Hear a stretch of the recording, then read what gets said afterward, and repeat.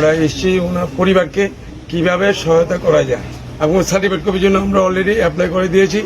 আমরা আশা করি এমনিতে পেয়ে যাব। পাওয়ার পর এগুলি দেখে আমরা দরকার বলে উচ্চ আদালতে পুলিশ এবং মেডিকেল অফিসার মানে এত বড় একটা হসপিটাল পোস্টমর্টম ছাড়া ডেড বডি কি করে দিয়ে দিলেন সেটি আশ্চর্যজনক ব্যাপার। এজিএমসি এখানে মেডিকেল কলেজের স্টুডেন্টরা বাইরে তো এসে পড়ে, কিন্তু ওরা আবার কি শিখবে? তাহলে নিশ্চয়ই এটার মধ্যে কোনো গলদ ছিল বা এটার মধ্যে কোনো প্ল্যান হয়েছিল। ওই সময় মধ্যে প্ল্যানটা তৈরি করে দিয়েছে পোস্টমর্টম ছাড়া কি ডেড বডি দেওয়া যায় এই ধরনের ইঞ্জুরি কেস? এবং তা না শুধু এখান দিয়ে তো থানা থেকে তো ওনাকে পাঠিয়েছেন জিবি হসপিটালে। আমি মানে অবাক হয়ে যাচ্ছে আমার ৩৫ বছরের ওকালতি জীবন যে পোস্টমর্টম ছাড়া এই ব্যাপারে একটা ডেড বডি ছেড়ে দিচ্ছে, সাংঘাতিক ব্যাপার। এখন আমরা চেষ্টা করছি এবং কিভাবে করা যায় কি এবং তাদের পরিবারের জন্য আমরা যতটুকু পারি আমরা সাহায্য করবো আইনের দিক দিয়ে এবং সার্টিফিকেট কপি আমরা পেয়ে গেলে আমরা এগুলি আলোচনা করবো কি করা যায়। এই যে ঘটনাটা আপনারা কাকে গাফিলতির দিকে? গাফিলতি হলো এক নম্বর হলো পুলিশ, দ্বিতীয় নম্বর হলো মেডিকেল অফিসার মানে that is AGMC Agartala medical college. আমি জানি না ডাক্তারবাবুরা কি ধরনের ইনস্ট্রাকশন পেয়েছেন কি ধরনের কি, অথচ মেডিকেল জুরিসপ্রুডেন্সের সমস্ত কিছু আছে। এই ধরনের ইনজুরি যদি কেস থাকে তার সঙ্গে সঙ্গেই মানুষ আবার সঙ্গে সঙ্গেই পোস্টমর্টম করতে হয়। আমি জানি না কোন ডাক্তার কিভাবে করেছেন। যাক, উদয়পুর মহিলা থানা থেকে একটা রিপোর্ট জমা দিয়েছি যে লিভারের কারণে ওনার মৃত্যু হয়েছে, অথচ পোস্টমর্টমের রিপোর্ট এখনো আসেনি। বিষয়টা আপনারা কিভাবে দেখছেন? কিভাবে দিল? পোস্টমর্টমের কাজ তো এখনো পাইনি, তাহলে ওনারা কিভাবে দিল? মহিলা থানা। সবচেয়ে আশ্চর্যজনক কি চলছে দেশটার মধ্যে বোঝা মুশকিল। একজন শিক্ষক মশাই দেশের যে মেরুদণ্ড যে ওনাকে ভেবে ঘর থেকে ডেকে নিয়ে এইভাবে মারধর করে সাংঘাতিক ব্যাপার। তাহলে সাধারণ মানুষরা কোথায় যাবে? যাই হোক, আমরা আইনজীবী পক্ষ থেকে আমরা অল ইন্ডিয়া লয়ার্স অ্যাসোসিয়েশন থেকে এসেছি এবং আমাদের ডিওয়াইএফ থেকে ওনারা এসেছেন নেতৃত্ববৃন্দ। দেখা যাক আমরা কতটুকু কি করতে পারি।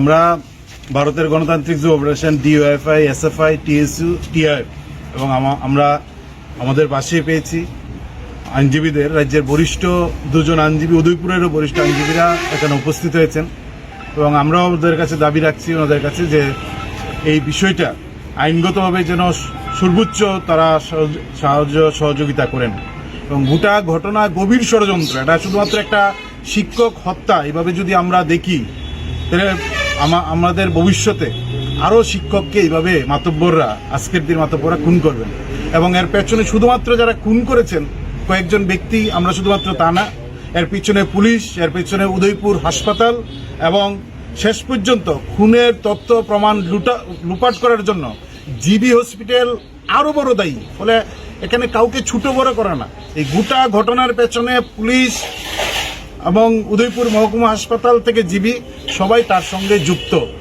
সবার বিরুদ্ধে ভূমিকা গ্রহণ করতে হবে। রাজ্যের মুখ্যমন্ত্রী যিনি, তিনিই শিক্ষামন্ত্রী, ওনার দপ্তরে শিক্ষক মারা গেলেন। আমরা অবাক হচ্ছি, যাদের নেতৃত্বে মারা গেল তারা হচ্ছেন ওনার রাজনৈতিক দলের। এবং আমরা শুনলাম যিনি শঙ্কর কর্মকার তিনি নাকি উদয়পুরের যিনি মন্ত্রী, আমাদের রাজ্যের অর্থমন্ত্রী, তিনি খুব ঘনিষ্ঠ। আমি জানি না অন্য কোনো সম্পর্ক আছে কিনা, খুব ঘনিষ্ঠ মানুষ থেকে শুনি, বিজেপিরও নেতা। ফলে তাদেরকে ধরছেন, জামায়া ধরে পুলিশ রাখছেন, আর শিক্ষককে রক্তাক্ত অবস্থায় উদ্ধার করে চিকিৎসাটা পর্যন্ত করলেন না। এরকম একটা বিভৎস ঘটনা, এর জন্য পুলিশ দায়ী। আমরা মনে করছি যে শিক্ষা দপ্তরের মন্ত্রী মাননীয় মানিক সাহা মহোদয়, স্বরাষ্ট্র দপ্তরের মন্ত্রী মাননীয় মানিক সাহা মহোদয়, স্বাস্থ্য দপ্তরের মন্ত্রী মাননীয় মানিক সাহা মহোদয়, সর্বোপরি তিনি মুখ্যমন্ত্রী। আজকের দিন পর্যন্ত 8 তারিখ মারা হয়, 10 তারিখ মৃত্যু হলো, আজকে হচ্ছেন 17 তারিখ, আজকের দিন পর্যন্ত 18 তারিখ আজকে মাননীয় মুখ্যমন্ত্রী উনার দপ্তরের কর্মী শিক্ষক এভাবে বেদরম পিঠে মেরে ফেললো। মাননীয় মুখ্যমন্ত্রী আসার সুযোগ হলো না, কথা বললো না। ফলে এর পেছনে যে শাসকের রাজনৈতিক মদত রয়েছে তাতে স্পষ্ট হয়েছে। আমরা মনে করি আইন বিচার ব্যবস্থা সঠিক ভূমিকা গ্রহণ করবে, এই প্রত্যাশা আমরা রাখছি। তাদের পরিবারের পাশে আমরা বামপন্থী ছাত্র আইনজীবীরা তাদের পাশে দাঁড়িয়েছেন, তারা ন্যায় বিচার পাবেন। এই ন্যায় বিচার শুধুমাত্র শিক্ষক অভিজিৎ দে না, এই ন্যায় বিচার ত্রিপুরার মানুষের পাওয়া সবচেয়ে বেশি জরুরি। আজকে শিক্ষক খুন হচ্ছেন, মাঠে গোটা মেরুদণ্ডটা ভেঙে দেওয়ার পরিকল্পনা, এই পরিকল্পনার বিরুদ্ধে আমরা রাস্তায় নামছি। আমরা আরও বৃহৎ আন্দোলন কীভাবে করা যায় ওনার বিচার পাওয়ার জন্য, সেইভাবে আমরা আন্দোলন কর্মসূচি ঠিক করছি।